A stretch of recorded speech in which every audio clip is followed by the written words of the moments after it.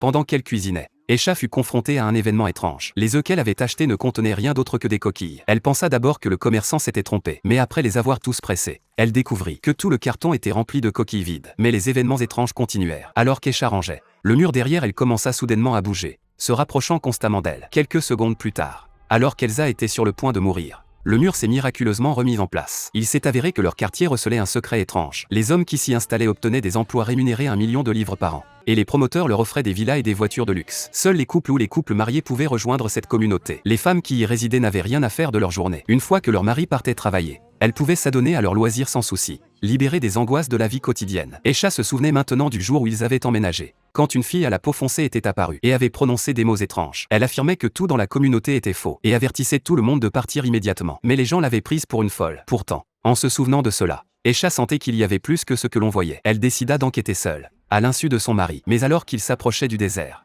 un bruit soudain retentit dans le ciel. Un avion crachant de la fumée noire s'écrasa derrière les montagnes. Esha se figea sous le choc à cette vue, puis se précipita vers le lieu de l'accident. Étrangement, bien qu'elle ait marché pendant des heures, elle ne trouva aucune trace de l'épave. Esha était profondément perplexe. Elle arriva bientôt au pied d'une montagne, qui s'avéra être l'endroit où travaillait son mari. Hélas, lorsqu'elle gravit le sommet, elle ne trouva qu'une hutte semi-circulaire. Il ne restait rien d'autre. Cela intrigua beaucoup Esha, et des doutes concernant son mari commencèrent à l'envahir. Contemplant la porte vitrée devant elle, Esha posa lentement sa main dessus. Mais l'instant d'après, un accident se produisit.